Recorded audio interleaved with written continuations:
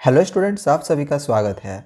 तो बच्चों, आज के इस वीडियो में हम 2023 में होने वाले सीबीएसई बोर्ड एग्जामिनेशंस में क्लास 10th मैथ्स का चैप्टर 1 रियल नंबर से जो भी क्वेश्चंस आपके एग्जामिनेशंस में आने वाले हैं उन क्वेश्चंस को बता दे रहा हूं। इससे आउट क्वेश्चन आपका बिल्कुल भी नहीं जाने वाला है और इस चैप्टर से आपके एग्जामिनेशंस में 5 से 6 मार्क्स का क्वेश्चन आएगा। अब मैं ऐसा क्यों कर रहा हूँ, क्योंकि देखो स्टैंडर्ड मैथमेटिक्स में सैम्पल पेपर में 5 मार्क्स का ही क्वेश्चन दिया गया है नंबर सिस्टम से, यानी कि रियल नंबर से, जबकि अगर हम बेसिक मैथ का बात करें तो उसमें 6 मार्क्स का क्वेश्चन दिया गया है। तो ये मैटर नहीं करता है कि 5 मार्क्स का क्वेश्चन आए या फिर 6 मार्क्स का क्वेश्चन आए। जो क्वेश्चन आपके एग्जामिनेशन में आने वाले हैं तो वो मैं आप लोग को बता दे रहा हूँ, उन क्वेश्चन की तैयारी कर ले। इस चैप्टर से आपके एग्जामिनेशन में कम से कम 3 से 4 क्वेश्चन दिया हुआ रहेगा, ठीक है। ज़्यादा से ज़्यादा 5 क्वेश्चन तक रह सकता है, इससे ज़्यादा क्वेश्चन नहीं आएगा और 3 से कम भी नहीं आने वाला है, ठीक है। तो चलो मैं यहाँ पे सबसे पहले मैं आप लोग को एनसीईआरटी बुक से जो जो क्वेश्चन आएगा वो बता रहा हूँ, देन प्रीवियस ईयर से जो क्वेश्चन आएगा वो भी बताऊंगा और न्यू पैटर्न से जो क्वेश्चन आएगा वो भी बता दूंगा, ठीक है। क्योंकि आपके एग्जामिनेशंस में 3 ही टाइप के क्वेश्चंस आएंगे। एक तो आपका प्रीवियस ईयर से कुछ क्वेश्चन रहेगा, कुछ क्वेश्चन आपका एनसीईआरटी से रहेगा और कुछ क्वेश्चंस आपका न्यू पैटर्न पे रहेगा। तो इन तीनों ही चीज़ों को अभी हम आप देखेंगे, previous years, NCERT plus new pattern question. तो पहले अगर हम एनसीईआरटी का बात करें तो एनसीईआरटी के जो इंपॉर्टेंट क्वेश्चन है उसको पहले आप देख लो। तो देखो एनसीईआरटी बुक से अगर हम बात करें तो आप लोग एक्सरसाइज 1.2 निकाल लेना, ठीक है। एक्सरसाइज 1.2 में आपको मैं यहाँ सिर्फ 2 क्वेश्चन बता रहा हूँ, एक क्वेश्चन नंबर 4 और एक क्वेश्चन नंबर 5। इन्हीं 2 क्वेश्चन में से आपका इस एक्सरसाइज से आना रहेगा तो आ जाएगा, अदरवाइज ये सब क्वेश्चन आप लोग का नहीं आने वाला है, ठीक है। अब बहुत सारे बच्चे कमेंट्स कर सकते हैं सर ये बेसिक के लिए है या फिर स्टैंडर्ड के लिए है, तो मैं दोनों को मिला के बता रहा हूँ, ठीक है। बेसिक में भी आ सकता है और स्टैंडर्ड मैथमेटिक्स में भी आ सकता है। अब जैसे ये जो क्वेश्चन है ये ज़्यादा इंपॉर्टेंट बेसिक के लिए है, लेकिन ऐसा नहीं कि ये आप लोग का स्टैंडर्ड में नहीं आएगा, ठीक है। तो दोनों तरह के जो बच्चे होंगे, चाहे बेसिक होंगे या फिर स्टैंडर्ड होंगे, तो दोनों ही इस क्वेश्चन को कर ले, दोनों क्वेश्चन को, ठीक है। तो ये हो गया एक्सरसाइज 1.2 से। अब चलिए आगे एक्सरसाइज 1.3 से देखते हैं। अगर हम एक्सरसाइज 1.3 का बात करें तो इसमें आप लोग के जितने भी क्वेश्चंस है ये सारे ही क्वेश्चन आप लोग के लिए मोस्ट इंपॉर्टेंट क्वेश्चंस है और ये 100% का गारंटी है कि यहाँ से आप लोग के 3 मार्क्स का एक क्वेश्चन 100% श्योर है कि रहेगा ही रहेगा, ठीक है। और यहाँ से ये 2 क्वेश्चन खास करके क्वेश्चन नंबर 1 और क्वेश्चन नंबर 3 और ये वाला क्वेश्चन नंबर 2, ये 3 क्वेश्चन में से आपका 1 से 2 क्वेश्चन श्योर है कि रहने ही वाला है, ठीक है। आप सोचना भी मत कि ये क्वेश्चन नहीं आएंगे, ये क्वेश्चन आपका आना ही आना है। तो इसको एनी हाउ कैसे भी तरीके से आपको इन क्वेश्चंस की तैयारी करके जानी है। तो आपके एनसीईआरटी बुक से बस इतने ही क्वेश्चन आने वाले हैं इस चैप्टर से, इससे आउट क्वेश्चन आपका एक भी नहीं जाएगा, ठीक है। अब चलिए कुछ इंपॉर्टेंट क्वेश्चन हम लोग देखते हैं प्रीवियस ईयर्स और न्यू पैटर्न के क्वेश्चंस जो कि आपके एग्जामिनेशंस में आएंगे। अब देखो यहाँ पे एक क्वेश्चन दिया गया है जो कि आपके एग्जामिनेशंस के लिए बहुत ही इंपॉर्टेंट क्वेश्चन है। क्वेश्चन में दिया गया है कि what is the least number that divisible by all the natural numbers from 1 to 10।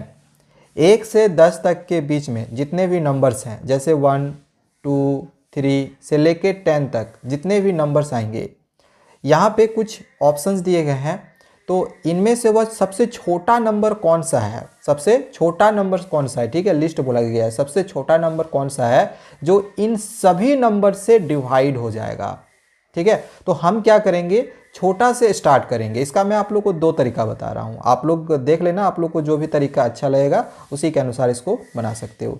सबसे पहले तो आप लोग ये देख लो कि ये जो 100 है, 1 से 10 तक में जितने नंबर्स होते हैं तो इन सभी नंबर्स में 10 के 100 क्या आता है।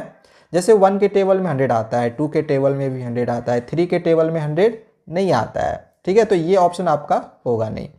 बी में देखते हैं तो ये आपका 1 का टेबल में तो आएगा, 2 का टेबल में भी आएगा, 3 के टेबल में भी आएगा, ठीक है। 3 का टेबल का डिविजिबिलिटी टेस्ट क्या होता है कि सबको प्लस करके हम देखते हैं, अगर वो 3 के टेबल में आता है तो ये भी 3 का टेबल में पूरा आ जाता है। तो 3 का टेबल के लिए डिजिटल टेस्ट हम यहाँ पे यूज कर रहे हैं, 6 2 8, 8 और 1 9, तो 9 आता है 3 का टेबल में, यानी कि ये पूरा का पूरा 3 का टेबल में आता है, ठीक है। तो 3 के टेबल में भी आया, 4 का टेबल में भी आएगा। इसको चाहो तो आप डिवाइड करके देख सकते हो। 4 का डिजिटल टेस्ट होता है कि लास्ट का 2 नंबर को आप लोग 4 से डिवाइड करके देखना, अगर वो कट जाता है तो 4 का टेबल में आता है। तो 4 का टेबल में 60 तो आता ही है, ठीक है। तो 4 के टेबल में भी ये आ गया, 5 के टेबल में भी आता है क्योंकि लास्ट में 0 है, 6 के टेबल में भी आता है क्योंकि देख लो 6 2 12, 6 1 6, ठीक है। लेकिन इसमें क्या होगा, प्रॉब्लम क्या होगा, इसमें देखना कि 8 के टेबल में नहीं आएगा, ठीक है। 7 के टेबल में भी ये आ जाएगा, ठीक है, 7 का टेबल में भी आ जाएगा। देखो 7 1 जा 7, 5 और 8, 7 8 जा 56 आ गया, लेकिन 8 के टेबल में ये नहीं आएगा, तो ये नंबर भी आपका आंसर नहीं होगा, क्योंकि सभी से डिविजिबल होना चाहिए। तो 1 से 7 तक तो डिविजिबल हुआ, बट 8 से डिविजिबल नहीं हुआ, तो ये दोनों आंसर आपका नहीं हुआ। ऑप्शन सी में देखो, यहाँ पे अगर आप देखोगे तो ये एक 1 के टेबल में आएगा, 2 के टेबल में भी आएगा, 3 के टेबल में भी आएगा, 4 के टेबल में भी आएगा। सारे नंबर से आप लोग चेक करके देख लेना, सभी के टेबल से आ जाएगा। इनफैक्ट ये 8 के टेबल से भी आता है, ठीक है, 9 के टेबल से भी आता है। तो 1 से लेके 10 तक सभी के टेबल में ये वाला नंबर आता है। सो ये हम लोग का राइट आंसर हो गया, ठीक है। अब हमको नीचे जाने का ज़रूरत भी नहीं है, देखने का ज़रूरत भी नहीं है, क्योंकि हमें यहाँ पे लिस्ट नंबर बोला गया है, छोटा नंबर बोला गया है, ये तो बड़ा है, ठीक है। तो इसको अब हम चेक नहीं करेंगे, इससे छोटा नंबर तो यही है, तो ऑप्शन सी हम लोग का राइट आंसर हो जाएगा। तो एक तो ये पहला तरीका हो गया। दूसरा तरीका क्या है कि अगर आप यहाँ पे ऐसे नहीं देखना चाहते हो कि ये 1 का टेबल 2 के टेबल में आ रहा है कि नहीं आ रहा है, तो इसका शॉर्ट तरीका क्या है कि 1 से 10 तक यहाँ पे जितने भी नंबर्स हैं, ठीक है, यहाँ पे 1 से 10 तक जितने भी नंबर्स हैं उन सभी नंबर्स को लिख लो। देन क्या करो कि इन सब का पूरा का एलसीएम निकाल लो। जब आप इन सब का पूरा का एलसीएम निकालोगे तो आपका आंसर यही निकलेगा, ठीक है। तो ये दो तरीका मैंने आप लोग को बता दिया कि आप लोग कैसे इस क्वेश्चन को बना सकते हो। दो मेथड मैंने आप लोग को बताया, और बहुत ही ज़्यादा इंपॉर्टेंट क्वेश्चन है, आपके एग्जामिनेशन में आने का ये हाई चांसेस है। तो ये पहला क्वेश्चन हुआ। चलिए आगे हम नेक्स्ट क्वेश्चन को समझते हैं। अब देखो यहाँ पर एक क्वेश्चन दिया गया है कि what is the largest number that divide 70 and 125 leaving remainder 5 and 8 respectively. अब यहाँ पे क्वेश्चन में पूछा गया है कि इन सब में से वो सबसे बड़ा नंबर कौन सा है। देखो इससे पहले जो क्वेश्चन था उसमें लिस्ट पूछा गया था तो हमने एलसीएम निकाला था। इसमें लार्जेस्ट पूछा गया है तो इसमें हम एचसीएफ निकालेंगे, ठीक है। इस बात को याद रखना कि कभी लिस्ट निकालने के लिए बोला जाता है तो वहाँ पे हमें एलसीएम निकालना रहता है, लार्जेस्ट या फिर ग्रेटेस्ट निकालने के लिए बोला जाएगा तो एचसीएफ निकालना। तो यहाँ पे क्वेश्चन में पूछा गया है कि वो सबसे बड़ा नंबर कौन सा है, सबसे लार्जेस्ट नंबर कौन सा है इन सब में से, जिसको अगर हम 70 से डिवाइड करेंगे तो उसका रिमाइंडर 5 निकलेगा, और अगर हम इसी नंबर को 125 से डिवाइड करेंगे तो उसका रिमाइंडर 8 निकलेगा। तो इसको बनाएंगे कैसे। देखो आसान तरीका क्या है कि सबसे पहले जो रिमाइंडर निकल रहा है ना इसको घटा लो। जब हम रिमाइंडर को घटा लेते हैं तो क्या होगा, वो पूरी तरह से डिविजिबल हो जाएगा। तो 70 को 5 से घटा लेंगे तो कितना निकल जाएगा 65, और 125 को 8 से घटा लेंगे तो कितना निकल जाएगा 117। अब इन दोनों का क्या करना है, हमें सिंपली एचसीएफ निकालना है, क्योंकि लार्जेस्ट बोला गया है। शुरू में ही बताया कि लिस्ट बोलेगा तो एलसीएम, लार्जेस्ट बोलेगा तो एचसीएफ। इन दोनों का एचसीएफ निकालना। ये दोनों किसके टेबल में आता है, 13 के टेबल में आता है। ये 13 5 जा 65 और 39 जा 117। अब ये दोनों तो किसी के टेबल में आएगा नहीं, तो एचसीएफ कितना निकलेगा, एचसीएफ निकलेगा 13। सो राइट आंसर हम लोग कौन सा होगा, ऑप्शन ए 13 हो गया। चलिए आगे अब हम नेक्स्ट क्वेश्चन को समझते हैं। अब देखो यहाँ पे एक क्वेश्चन दिया गया है, इसमें हमें एलसीएम निकालने के लिए बोला गया है। हालांकि स्टूडेंट्स को एलसीएम निकालने के लिए आता है, बट ये क्वेश्चन बहुत ही ज़्यादा इंपॉर्टेंट है। ऐसा क्वेश्चन भी इस बार एग्जामिनेशन में एक रहेगा ऑब्जेक्टिव में। तो एलसीएम हम कैसे निकालते हैं, चलिए हम फटाफट इस क्वेश्चन को बनाते हैं।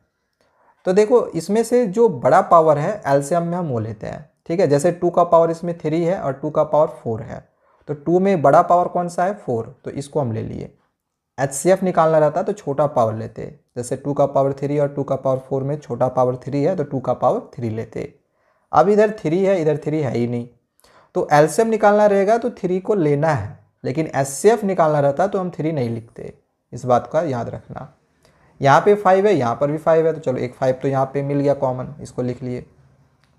एचसीएफ निकालना रहता तो भी लिखते, एलसीएम निकालना रहता तो भी लिखते। क्यों, क्योंकि यहाँ पे 5 है, यहाँ पर भी 5 है, तो एचसीएफ निकालना रहेगा तो 2 लेंगे, एलसीएम निकालना रहेगा तो भी एक 5 मिल रहा है, लेंगे हम। अब 7 निकालना है, यहाँ पे 7 है, यहाँ पे 7 नहीं है, तो एलसीएम निकाल रहे हैं ना, तो 7 तो लेना ही है। वही है, एचसीएफ निकालना रहता तो नहीं लेते, क्योंकि इधर 7 है ही नहीं। समझ में आ गया कि एचसीएफ और एलसीएम हम किस तरह से यहाँ पे निकालते हैं। अब सिंपली क्या करना है, इन सबको मल्टीप्लाई कर लेना है। 2 का पावर 4 है, यानी कि 2 2 जा 4, 4 2 जा 8, 8 2 जा 16, फिर 6 को 3 से मल्टीप्लाई करना, फिर 5 को उसके आंसर से, फिर इसके आंसर को 7 से। आंसर आप लोग का ऑप्शन सी निकल जाएगा 1680, ठीक है। चलिए आगे अब हम नेक्स्ट क्वेश्चन को समझते हैं। अब नेक्स्ट क्वेश्चन यहाँ पे दिया गया है कि दो नंबर है जिसका रेशियो यहाँ पे दिया गया है 5:9 और इन दोनों नंबर का अगर हम एलसीएम निकालते हैं तो इन दोनों का एलसीएम यहाँ पे दे दिया गया है 450 होगा। तो इन दोनों नंबर का एचसीएफ हमें फाइंड करने के लिए यहाँ पे बोला गया है। तो देखो अगर हम इन दोनों नंबर्स को इस तरह से मान ले कि 5x और 9x होगा, तो अगर हम 5x और 9x का अगर हम एलसीएम निकालेंगे तो कैसे निकालेंगे? सिंपली क्या होगा, ये दोनों का हम एलसीएम निकाल लेंगे नंबर्स का। तो 5 और 9 का जो एलसीएम होगा वो कितना होगा, 5 9 जा 45, क्योंकि ये दोनों किसी के टेबल में आता नहीं है तो डायरेक्टली मल्टीप्लाई कर दिए। और x का अगर इसमें देखा जाए तो एलसीएम निकालेंगे तो कॉमन क्या निकल रहा है, x निकल रहा है। ठीक है, तो x का एलसीएम x ही हो जाएगा। तो यहाँ पे ये हमने क्या निकाला, एलसीएम निकाला, और एलसीएम का जो वैल्यू दिया हुआ है ये भी कितना दिया गया है, 450। ठीक है, अब इसको अगर हम कैंसिल करेंगे तो 45 के टेबल में एक बार में आ जाएगा और 0 बार में, यानी कि यहाँ पे कितना निकल गया, 10। तो यहाँ से हमने 10 एक वैल्यू फाइंड कर लिया x का। अब यहाँ पे जो नंबर दिया गया था वो 5x और 9x दिया गया था। तो 5 को अगर हम x से मल्टीप्लाई कर ले तो 5 × 10 होगा, और 9 को अगर x से मल्टीप्लाई करेंगे तो x का वैल्यू 10 है, यानी कि 9 × 10 होगा। अब अगर हम इन दोनों का एचसीएफ निकालेंगे तो क्या निकलेगा, तो 5 और 9 इसमें से तो कुछ भी कॉमन है नहीं, तो ये यहाँ से हमें कुछ निकालना नहीं है। यहाँ से हमें मिल रहा है 10 और ये 10, तो ये 10 कॉमन निकल गया। तो एचसीएफ हम लोग का क्या निकला, 10। सो राइट आंसर हम लोग क्या निकल जाएगा, ऑप्शन ए 10। अब चलिए नेक्स्ट क्वेश्चन को समझते हैं। अब यहाँ पर क्वेश्चन दिया गया है कि p और q दो पॉजिटिव इंटीजर्स हैं। तो इसमें p का वैल्यू दे दिया गया है a का पावर 3b और q का वैल्यू दिया गया है ab का पावर होल 2। ठीक है, जिसमें ये बोला गया है कि इसमें ये जो a और b है ये प्राइम नंबर्स है, तो हमें एलसीएम निकालना है इस p और q का। तो यहाँ पे ये जो p का वैल्यू दिया गया है और इस q का वैल्यू दिया गया है, इन दोनों का हमें एलसीएम निकालना है। ठीक है, तो जैसे हमने आप लोगों को पहले बोला था कि एलसीएम जब हम निकालेंगे तो इसमें से जो बड़ा पावर होगा वो लेंगे। ठीक है, तो देखो AB का पावर होल 2 है, तो इसमें हम लोग क्या करेंगे, दोनों में पावर लगा देंगे, A का भी पावर 2 हो जाएगा और B का भी पावर 2 हो जाएगा।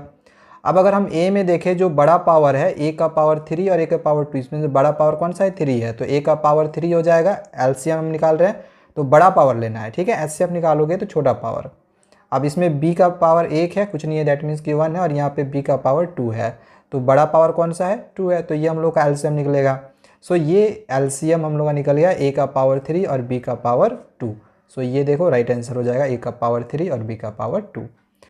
अब नेक्स्ट क्वेश्चन यहाँ पे दिया गया है, एचसीएफ दे दिया गया है 6 और a का 4 और एलसीएम दिया गया है इसी दो नंबर का 30।